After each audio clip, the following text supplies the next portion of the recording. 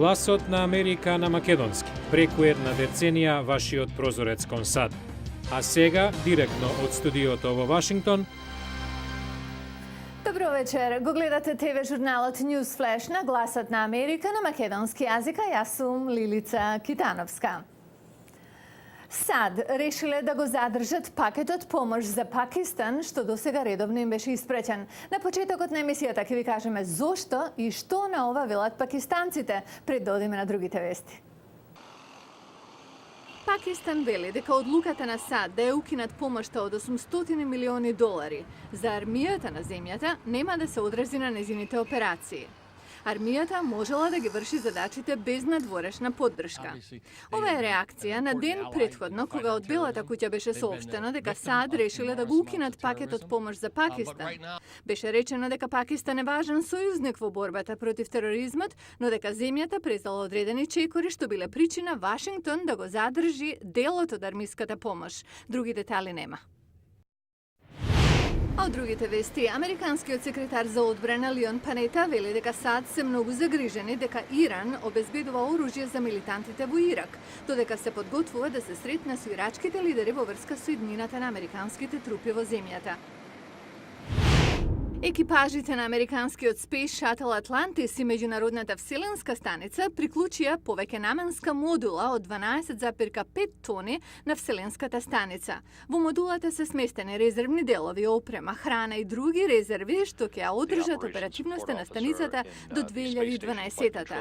По враќањето на земјата следната недела Атлантис ќе биде пензиониран и Space Shuttle програмата на САД ќе заврши по 30 години. А од спортот, женската фудбалска репрезентација на САД во драматичен надпревар успеа да се врати во игра и да го победи Бразил во четвртфиналето на светското првенство што се одржува во Германија. САД во полуфиналето ќе играат против Франција. Резултатот по регуларните 90 минути беше 1:1. Не секој ден се раѓаат нови нации, но викендов тоа се случи. Јужен Судан во неделата го прослави својот прв ден на независноста и неговиот прв претседател даде заклетва на функцијата во главниот град Џуба. Повеќе имаме од нашиот известувач од Источна Африка. Забавата започна на полнок и се одвиваше цел ден во неделата. Се славеше првиот ден на Јужен Судан како независна нација. Толпи луѓе го исполнија мавзолеот Џон Гаранг во главниот град Џуба, додека армијски оркестри и полициски баталјони маршираа крај големата бина со странски почесни личности и членови на меѓународни организации. Новиот претседател Салва Кир ја пренесе оваа порака.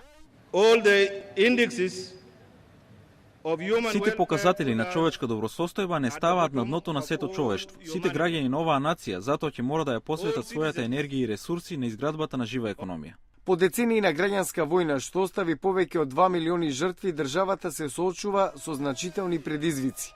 Мнозинството од населението живее на $1 на ден. Суданскиот претседател Омар Ал-Башир беше присутен кога знамето на Јужен Судан беше за прв пат кренато.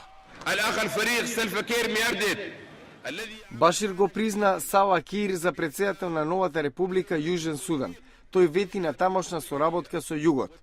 Но еден од најсилните моменти на денот кога беше генералниот секретар на Обединетите нации Бан Ки Мун нагласи дека северот и југот се уште се ангажирани во реален конфликт.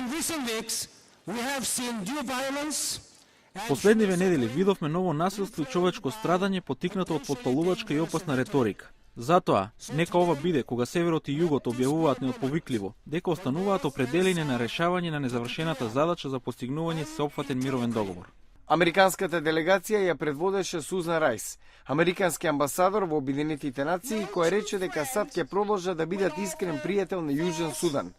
Во Вашингтон, членови на диаспората на Јужен Судан се упатија кон веќе функционирачката амбасада на Јужен Судан да ја прослават својата нова татковина. Нова студија најде дека пушачи и поранешни пушачи кои развиле рак на бели дробови имаат повеќе шанси за преживување ако болеста е откриена со компјутерска томографија наместо со стандарден рентген. Ова од причини што компјутерот со кој се врши скенирањето може да открие тумори во порана фаза кога се уште може да се третираат. Гледајте понатаму. Анджела Таура направила компјутерска томографија во болница на Универзитетот Јейл, пошто и бил отстранет канцероген тумор. I am alive today. Останав жива бидејќи направив скенирање наместо рентген. Од 2002 до 2004 година над 53.000 пушачи на средовечна возраст, кои во просек 30 на години пушеле по една кутија цигари дневно, учествувале во истражување за раното откривање на ракот на белите дробови. Биле вклучени и поранешни пушачи кои ги откажале цигарите последниве 15 години. Им биле направени скенирања со компјутерска томографија, како и рентгенски снимки. Научниците утврдиле дека рентгенот не ги регистрирал раните фази на ракот, но компјутерската томографија дала подетална слика. Стапката на преживување од ракот на бели дробови е мощно ниска. Под 15% од диагностицираните живеат повеќе од 5 години.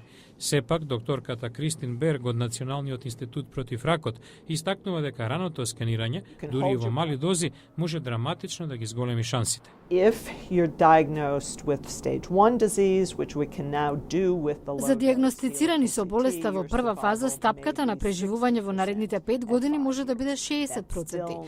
Значи не 100%, но постои напредок. Taking a breath and hold it in. Скенирањето има и негативни страни. Над 1/5 од ваквите тестирања дале погрешни позитивни резултати. Скенирањето во САД не секогаш е опфатено во здравственото осигурување. Во последно време, некои болници започнаа со намалување на цената само за да ги мотивираат пушачите да се пријават. Докторка Берг дава едноставен, бесплатен совет. Не пушете, а доколку сте пушач, откажете се. Во изминативе 2 недели Вашингтон беше место каде се славеше музичкиот жанр ритам и блуз. Дел од тоа што видовме овде на отворена сцена на Националното шеталиште, утре ќе споделиме со вас. Утре во Newsflash, африканско-американска музика што си обезбеди специјално место во популарната култура. Вашингтон се навраќа на нејзината историја и промотори. Ова беше Newsflash на Гласот на Америка на македонски јазик, а јас сум Лилица Китановска. Многу повеќе информации ќе најдете на нашата веб страница. Адресата е гласнааmerika.com. До гледање.